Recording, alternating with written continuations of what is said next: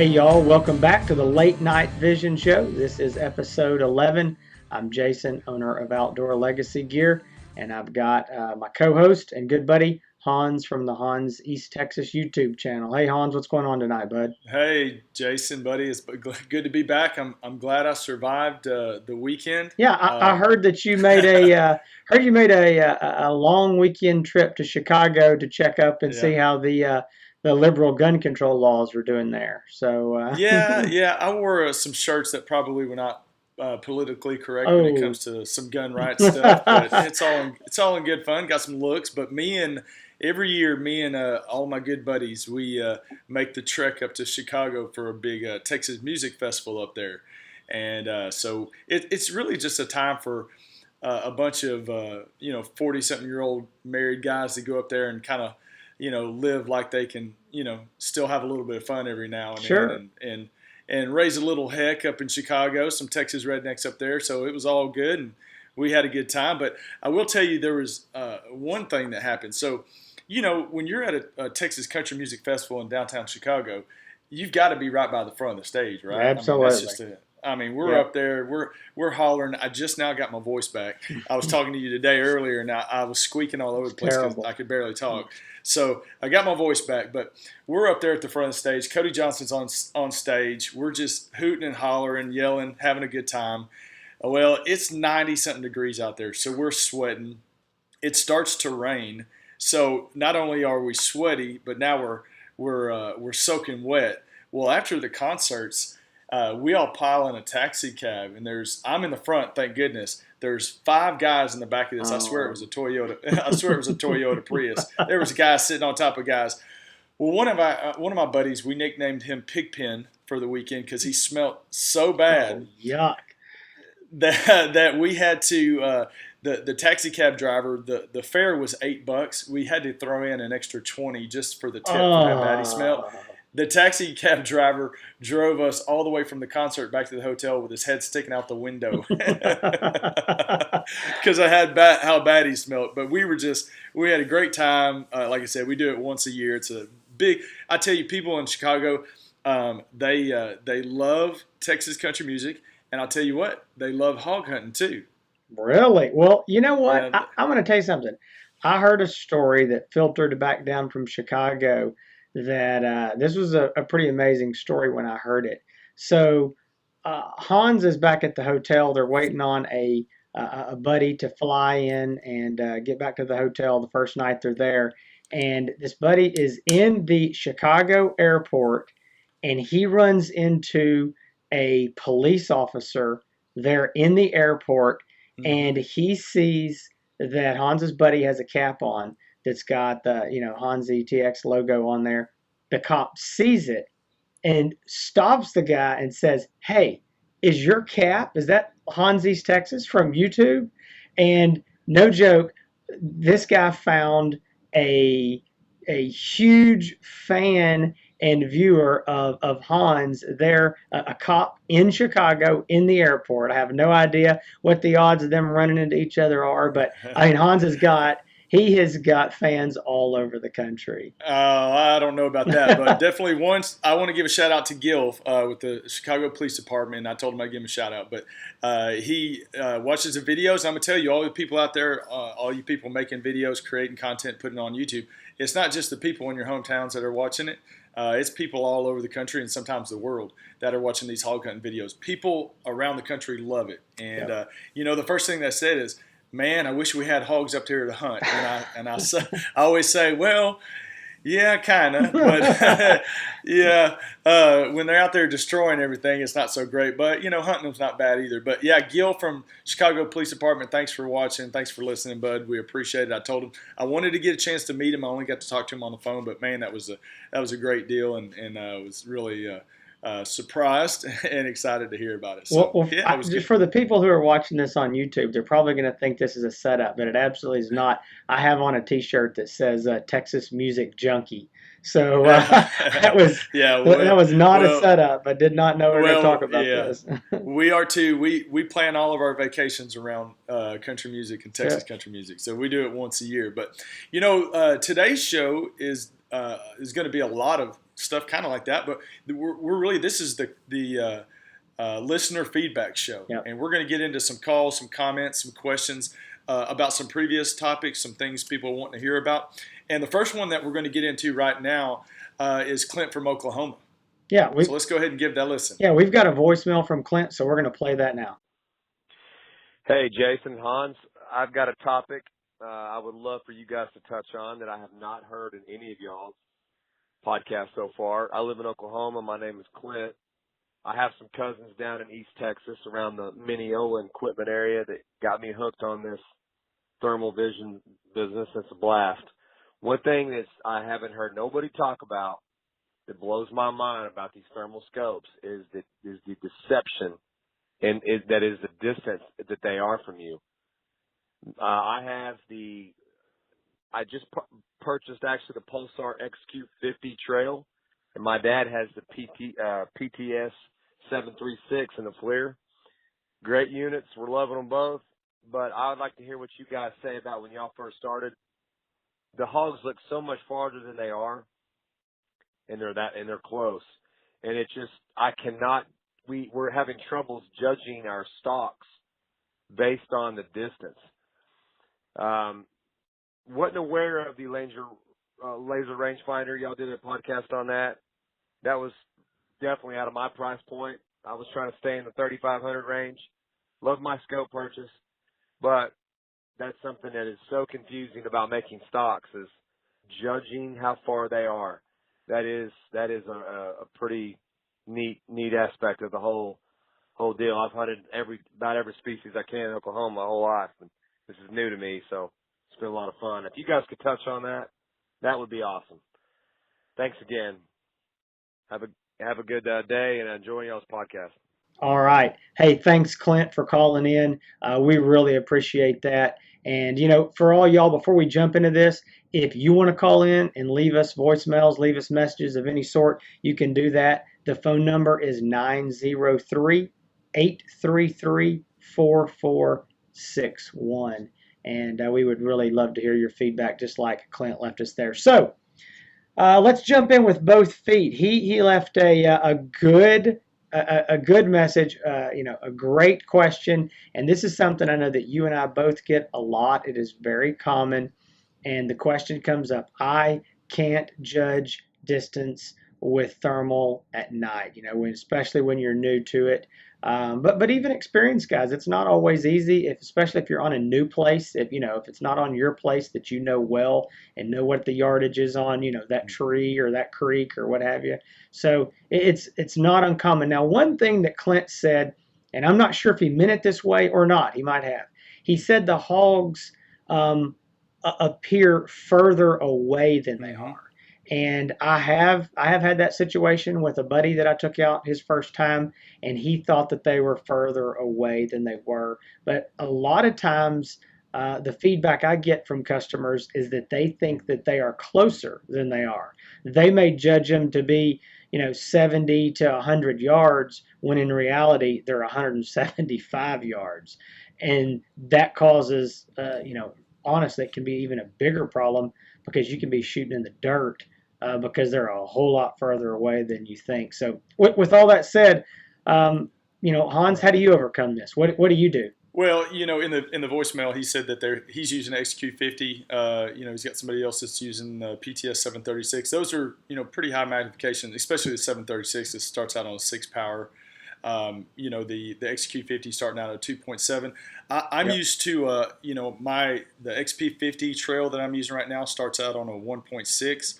I used the XQ38 the trail that starts out on a 2.1. Yeah, so I'm used to the lower magnification, but he's absolutely correct. Whether it's you think they're closer or they're actually further, whichever way you look at it, it is difficult to tell. He said that he's a big time hunter up there and has hunted a lot during the day. I know this, and I tell you, it is tough to when you're making that switch from day hunt to night hunting. If you don't have landmarks to look at, if you're not hunting on your own land that you're used to hunting on, it is very difficult to get used to judging it. And really, it takes a lot of just, I want to say practice, but just getting out there and being able to see and really it's about looking to see how big the hog or whatever you're hunting is in your scope, and seeing the size compared to where you are. It is difficult. It takes a lot of getting used to. A lot of people have commented with the same thing, and have asked me about it as well. And man, you just got to get out there and just keep doing it, because it takes some adjustment and getting used to. It does. I agree with that. And, you know, I hunt the vast majority on my own property, and I know Right. you do the same thing, Mm-hmm. Hans.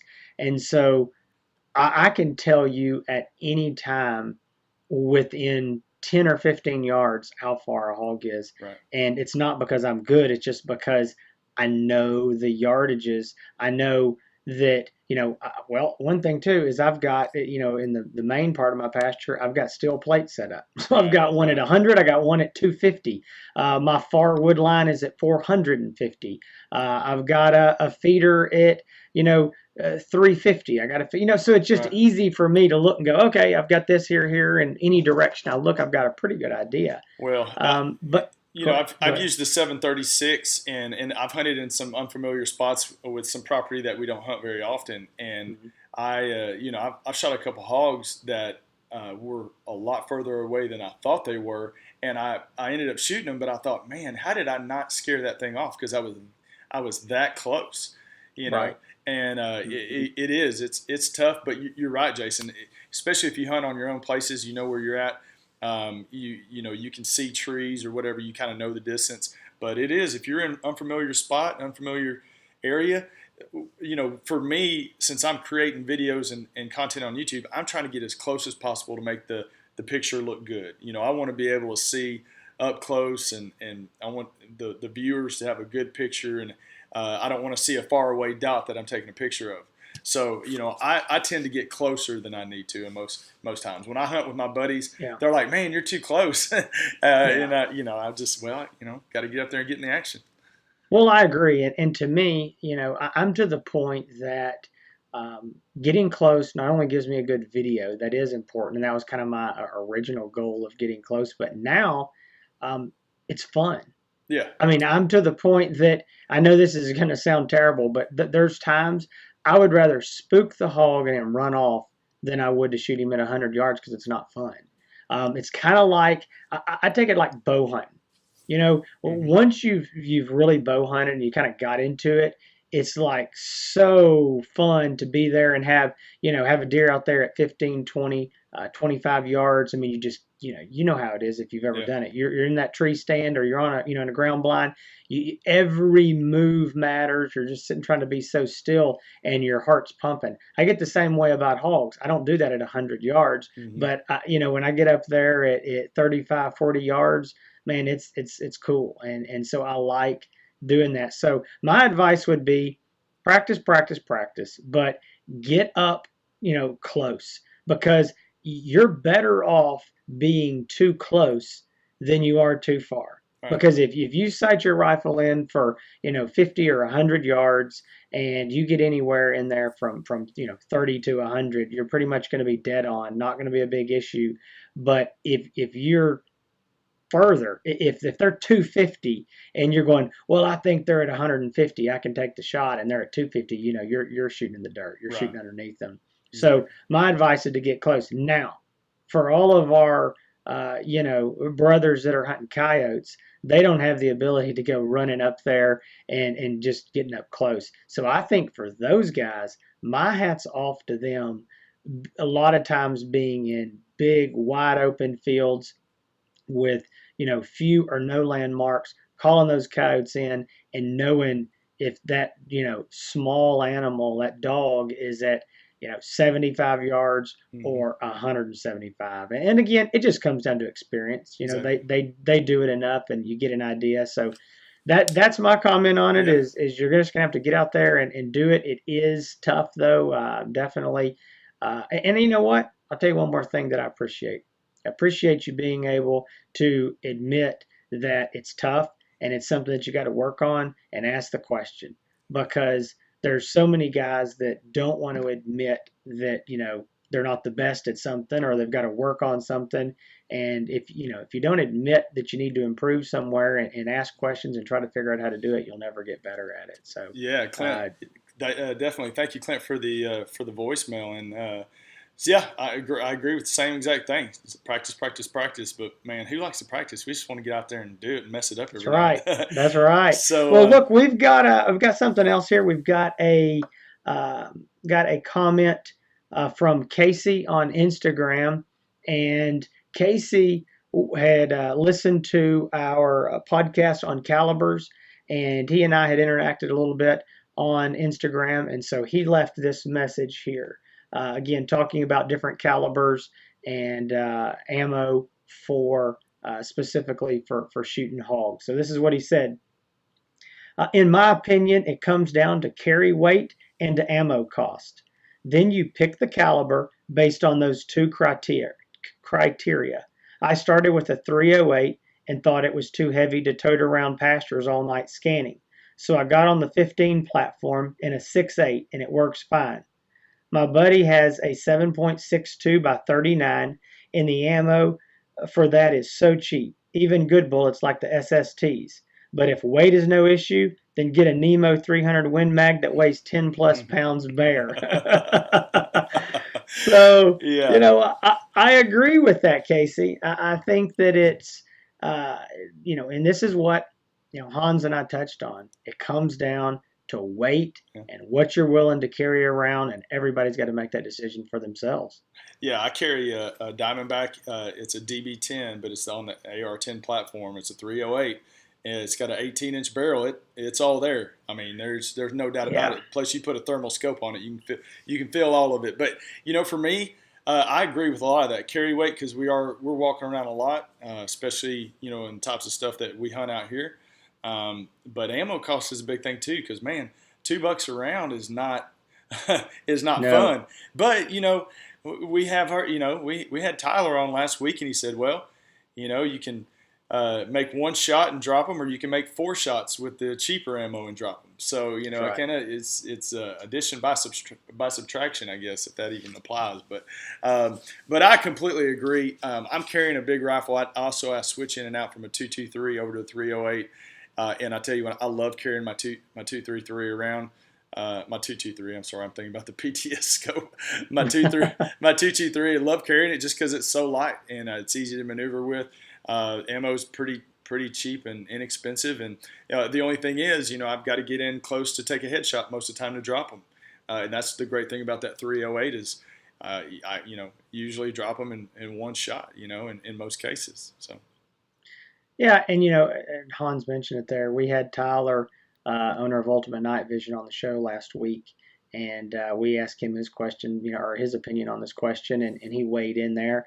And you know, Tyler had an excellent comment, and that was you got to make sure that you can hit something with it. No matter what caliber you shoot, Right. you need to practice with it. You need to be able to hit something, and that's just the truth. And shooting at night is a lot different than shooting it in the daytime. Mm-hmm. And in my opinion, I'll say this: I am not one of these tack drivers who, I don't go out there at 100 yards and I don't have all my bullets touching each other. When I get done, I can put a quarter over them. Right. I'm not Yeah. that good of a shooter. That's just not me. But at the same time, I'm definitely going to be shooting better than putting a pie pan over them. I mean, that's not acceptable at 100 yards to me. So Yeah. the point is, though, I know a lot of guys that are, daytime deer hunters or whatever, and I hear that all the time. Well, if I can hit a pie pan, well, okay, whatever. I disagree, but at night, that's definitely not going to cut it, No. and especially when you're, hunting something like hogs, and sometimes your your actual target is going to be a little bit smaller than maybe even a pie pan, especially if you're Right. aiming at the head. So anyway, I think that's a great comment from Casey, and Yeah. I think it just boils down to kind of how our conclusion on the show: shoot what you like, shoot what you're comfortable with, and shoot what you're willing to tote around all over the place. Heck yeah, I hear that. Well, yeah, thank you, Casey, for the comment. We're going to get right into the next one, Jason. We got Scott who commented on Facebook. He said, good show. The only thing about the Photon RT that I've encountered, it's awesome at night, but mine is awful in the daytime. It does what it's designed to do, what it's designed for, though, killing pigs in the dark. So he's got a comment about the Photon RT and the way it looks in the daytime. And, you and I've talked about this a lot. This scope works great in the at nighttime, but during the day, it's designed to be a nighttime scope. And in the daytime, everything looks gray. And it's definitely noticeable. It's not as good of a picture as using it at night, but it's effective. I'll just say Yeah. that. Well, and under that comment, another guy came in there. His name's Donnie, and he chimed in and he said, "Is it detrimental to the scope to use it during the day, or is it just poor quality of the image?" He was asking Scott what the question was there, and we had a big conversation going on, the three of us. And Scott is he's a friend of mine. He is a longtime customer. He's a great guy and lives over in Louisiana, and he's a big podcast listener, so I know he's going to hear this. But he's a good guy. And then Donnie actually was asking about the photons, and he's from Texas Bow Hunter, and he ended up buying one from me last week. And so this is a question that I get all the time talking to guys about the photons, and it is what does it look like during the day? Because a lot of guys, and I understand this, they say, "Man, I'm going to put this on my AR-15, and I've only got one AR, so it's got to work for the daylight and the dark." And my suggestion is to get the quick detach, the sight mark quick detach rings for the photon. They do return to zero. Take it off for your daytime use. Right. I would rather shoot iron sights in the daytime than I would the photon. If you got a little extra money to spend, buy a cheap red dot. Right. Just buy something for daytime use. Or even if you need a scope, if you need magnification, you can go to eBay and pick up a used, or the classified somewhere and pick up a used cheap daytime scope. The cheapest scope or daytime scope will be better than the photon during the daylight. Now, that is no knock against the photon. It happens to work during the day, but that's not what it's designed to do. Right. It's designed to be a nighttime scope. So one of the ways that I kind of try to describe it to customers that are asking about this before they purchase is the photon is a nighttime scope that happens to have daytime capabilities. Right. It's just not what it's designed to do. And so to answer, Donnie's question, for people that are asking, does it hurt the scope or is it just bad image quality? And it's just bad image quality. It does not hurt the scope. You can absolutely use it. You can close the lens cap, and there's a pinhole in that lens cap, so you can use it. It filters out a lot of the light, so that hopefully it doesn't get overblown on you. But if you do have, the sun really bright overhead, or maybe setting or coming up out there in front of you and you're looking towards it, it can white out the scope. And I mean, again, is it usable? Yes. Is it, pretty good for dusk and dawn? Sure, it's fine for that. But just know it's not the best during the daylight. I would have another alternative for your daytime hunting, in my opinion. And I think you make a good suggestion there by just getting some quick detach rings, pop it off, get you a red dot or something else for the daytime use. But yeah, like you said, it's not going to hurt the scope, but it's not going to give the best picture during the day. But at night, it worked really well. So we do appreciate the comment there. I'm going to get to one more too. Okay. And this was from KK Perrick on Instagram, and he was commenting to a video that I put on there for the PTS 536. And he said, and that's something you and I have talked briefly about. We haven't done the full review on it. Right. I've hunted with it a little bit. You've got it right now, and still testing it. We're going to come out with full reviews for that very soon. But KK Perrick on Instagram, his question is, how does the image quality look compared to the XQ38, the Pulsar XQ38? And he also said, sure wish FLIR would also record sound and had a battery pack similar to the Pulsar Trails. So what are your thoughts on that, Jason, as far as the image quality comparison? Well, I've been getting this question. I've gotten it on YouTube on some of my videos. I've gotten it on I think I got it on the 536 video, and I think maybe you got it too. So it's been a common question. I've had some phone calls about it, and here's the problem. It's very difficult to compare a 4 power scope to a 1.5 power or a 2.1 or even a 2.7 power.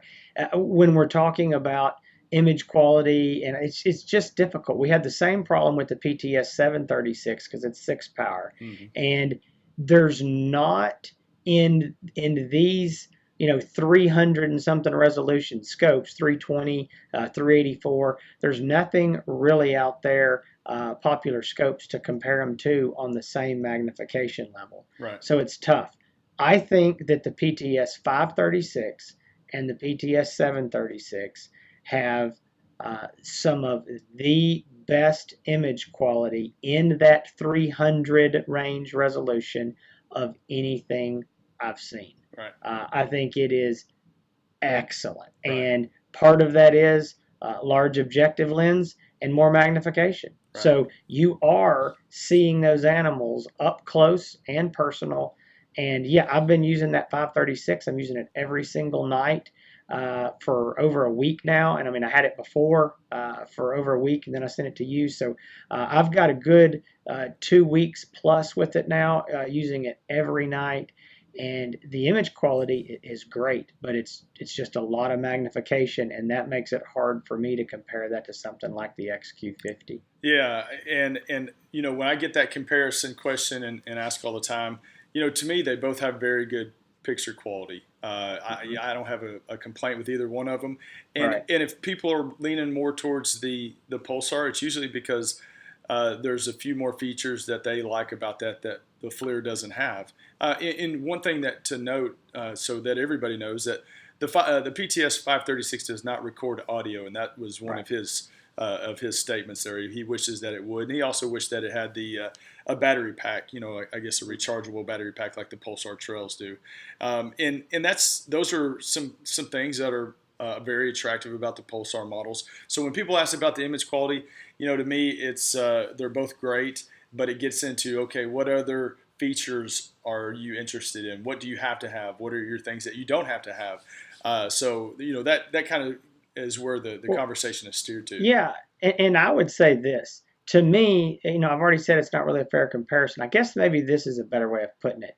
For the guy who a 2.7 power is going to be perfect for the guy who needs that, then he absolutely does not need 4 power. Right. It's going to be too much. And the guy who needs 4 power because he's a long range shooter, he's not going to be happy with the 2.7. Right. To me, if you get down to, hey, the XQ50 trail is $3,800 and the PTS 536 is $3,795. So they're the same price. Right. So which one of them do I buy?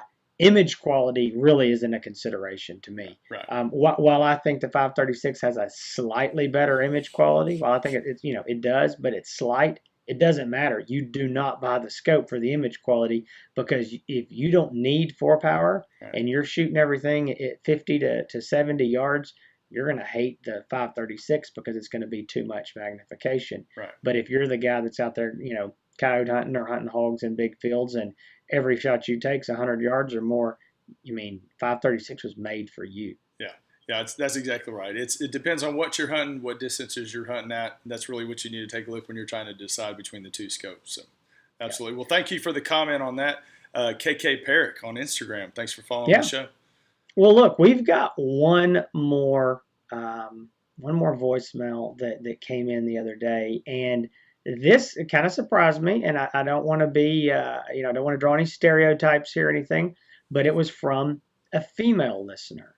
And so I was a little bit surprised. I said, "Oh, wow, we've got a female calling in." This is a surprise to me. So okay. Well, yeah, I know. I didn't want to tell you about this because I think you're going to like this, and it was a real surprise. So I'm not going to set it up any more than that. Let's go ahead and we're going to roll that tape, and I want you to hear this audio, and we'll come right back. Hey, I'm calling in to tell you I've got a great topic for you guys to talk about. Love the show, just to start with, but I need to know why my husband can know when there's a hog within 300 yards from our house. He can go out, shoot it, weigh it, then come in and make a phone call and report to his buddy about his latest kill, but he can't take the trash out after I've asked him about 5 or 6 times. Yeah. Anyways, guys, thought that'd be a good topic that some of the wives might want to hear about.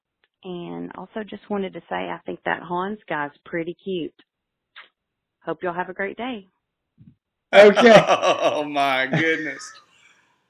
Okay, so I'm going to say this. It did take me a while to figure this out. And for all of y'all out there thinking what you might be thinking, that is my wife, Crystal.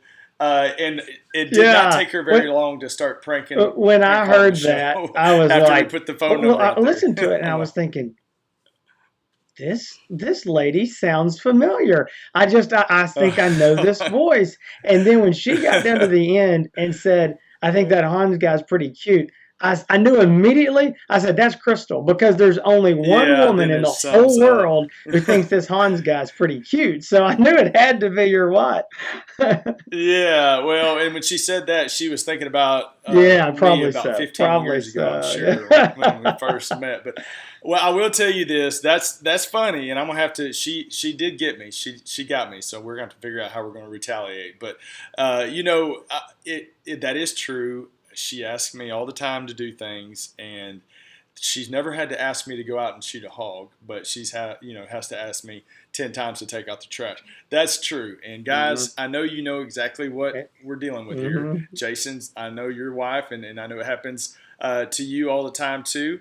But a lot of times when she says things, it's like I just don't hear it. It's like her octave is reading at I'll just say this. I'm just going to just rat out Hans, I mean, first of all, and I'm going to do this because I actually got drugged into this because I'm the buddy that he calls after he shoots the hog that she mentioned. So, but that's true. That's true. I heard her one night on the phone and she said something about turning on the sprinklers in the flower bed or something. And so he's like, oh yeah, I'm going to do that. So the next night she's like, hey, did you turn those on? And he's like, no, I'm going to, she's like, well, do it now. Okay, I'm going to go do it now. 15 minutes. She's like, hey, did you turn the, no, I'm like, man, he's going to be in the dog house. Man, those flower bed sprinkler deal, she got mad. That was I know. Not a good, I forgot to turn those things on, but man, I was out there hunting every single night. And what the sad part is? I have to walk by the barn where the dial is to turn the sprinklers on. I have to walk by the barn to go out to where I hunt. So, I mean, I don't know, man. I'm telling you, I just heard one track voice.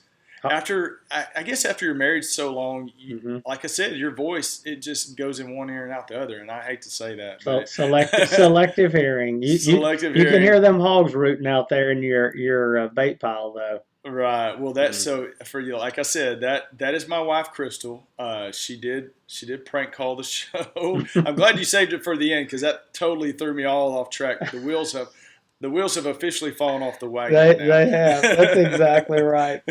Well, hey y'all, I want to say, I mean, look, this show, it's been fun for us. I hope y'all have enjoyed it, and we want you to give us this feedback. I mean, there's a lot of other great feedback we've gotten, other questions we've answered, but seriously, give us a call. That phone number, I'm going to give it again. It's 903-833-4461. As I've said before, it goes straight to voicemail. Nobody's going to answer it.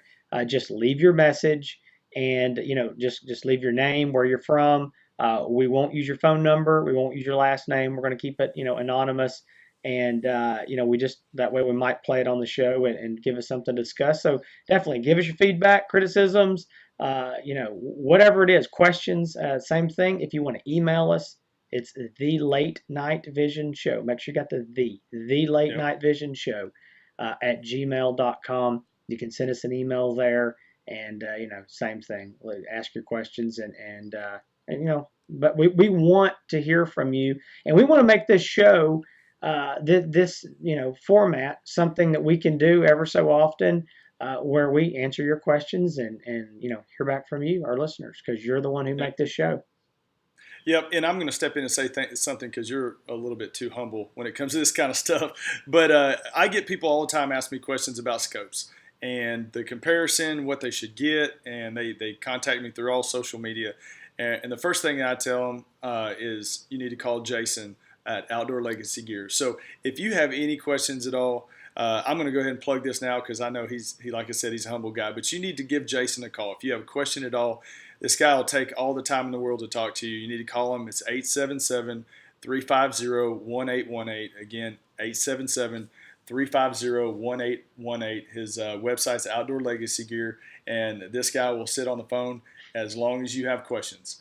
And he will definitely make sure that you get what you want within your budget. And sometimes he finds a scope for you that's way less than you may have thought you needed to spend or wanted to spend. So definitely reach out and give him a call. But as far as with finding me, I think, it's pretty easy. It's Hans ETX on YouTube. That's HANSETX on YouTube, and also the same thing on Instagram, Hans ETX. Jason, where can I find you? You've already told them the most important places, the phone number and the website, and that's absolutely the best places. But if you do want to find me on Facebook, Instagram, I'm there. You can just search for Outdoor Legacy Gear, and we'd be glad to for you to follow YouTube. That's the most important place. I've got all my videos there. YouTube would love for you to subscribe there and catch all the review videos. So yep. Well, thank you for joining us on the show this week. Like Jason said, this has been fun for us. Having my wife on the show, she's already made it. She's famous now. That's right. I'm going to tell her she's famous. But for Jason and I, we want to thank you again. Thanks for listening, guys. We really appreciate it.